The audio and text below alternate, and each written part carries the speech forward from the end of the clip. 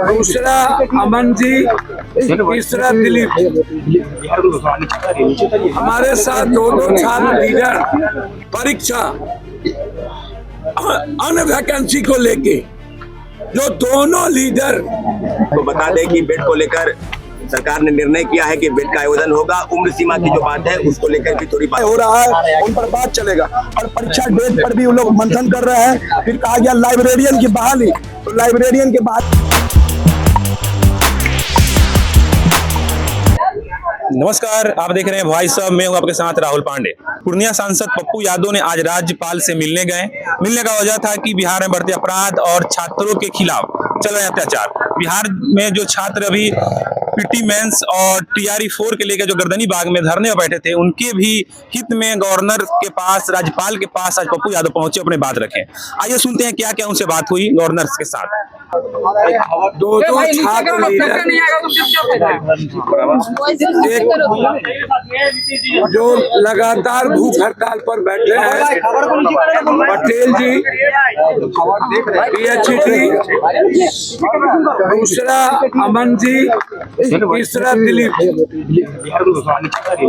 हमारे साथ दो छात्र लीडर, एक दिलीप जी के प्रतिनिधित्व के रूप में, एक अमन जी के प्रतिनिधित्व के रूप में। इन लोगों ने पूरी बात रखी और उसमें उन्होंने स्वीकार किया, एक बात को छोड़ के, अपना चक्कर में दूसरा नंबर बात कीजिए, उम्र के मुद्दों को छोड़ के जितने मुद्दे थे, चाहे TR 4 का मुद्दा, 17वीं BPSC मुद्दा, लाइब्रेरियन का, उन्होंने स्पष्ट रूप से कहा कि हम 1 से 2 महीने के अंदर वैकेंसी निकालेंगे। वेट का हम वैकेंसी निकालेंगे। SSC के बारे में उन्होंने बड़ी आश्चर्यजनक बात कही कि 55 लाख अभ्यर्थी का आवेदन अभी तक ये ले लिए, करोड़ों अरबों रुपया इन लोगों ने कमा लिया, और मेरे बच्चे की उम्र, पैसे सब खत्म होती जा रही है।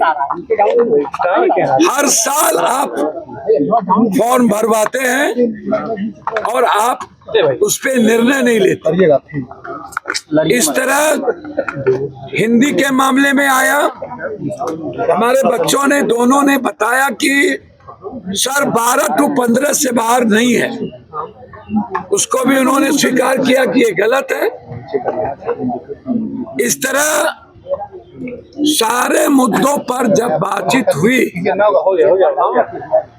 तो जो राजभवन से संबंधित मामले हैं, उन्होंने 90% को स्वीकार किया कि हम लोग अविलंब, जो हायर एजुकेशन से संबंधित है, उसको हम लोग तुरंत बात करेंगे, क्रियान्वयन करेंगे।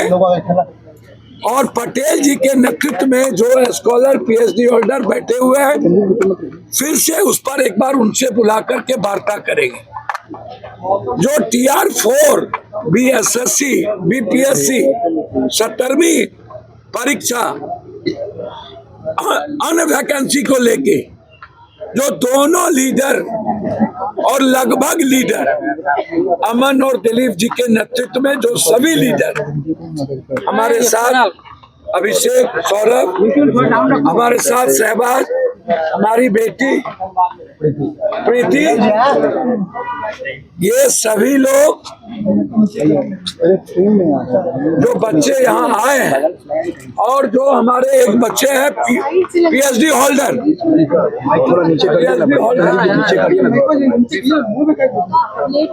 ये एक यहाँ पर PhD होल्डर, सारे मुद्दों पर विस्तृत दीपक बाबू प्रिंसिपल सेक्रेटरी,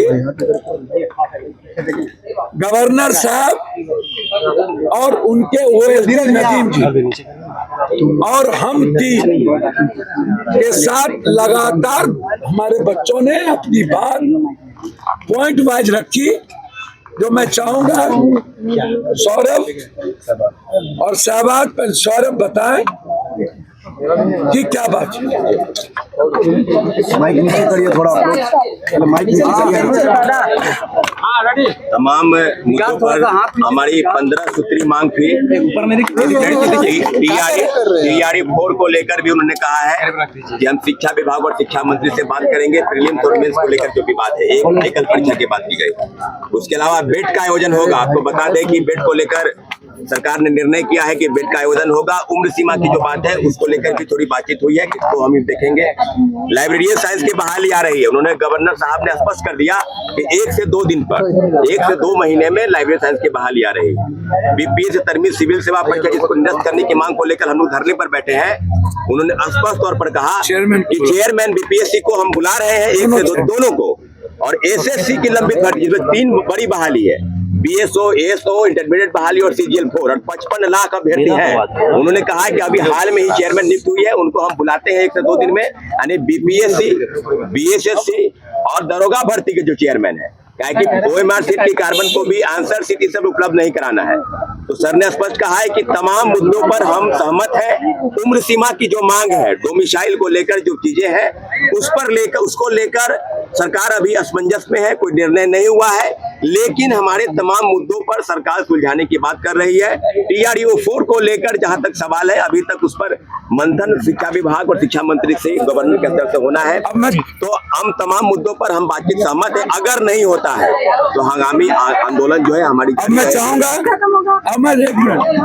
चाहूंगा कि शहबाज जी 1 मिनट बाद इधर इसलिए है, जब एईडीओ का पेपर लीक का बात सामने आया था तो उसमें पेपर लीक ना हो इसलिए हम लोगों पर थोपा जा रहा है कि पीटी मेंस हो। और एक बात उसमें कहा कि हम लोग बीपीएससी और बीएसएससी वाला भी बात करेंगे कि बीपीएससी वाले को बुलाया जाएगा। उन्होंने कहा कि शिक्षा मंत्री जी से आपकी बात हुई, हम लोगों ने कहा कि हम लोग कई बार मुलाकात हुआ है, उसमें एग्जाम्पल दे रहे थे कि पेपर लीक किए वो। तो हम लोग कहे हम लोग 2 सालों से इंतजार कर रहे हैं कि नोटिफिकेशन आए और नौकरी में जाए, उम्र सीमा समाप्त हो रही है बहुत बच्चों की।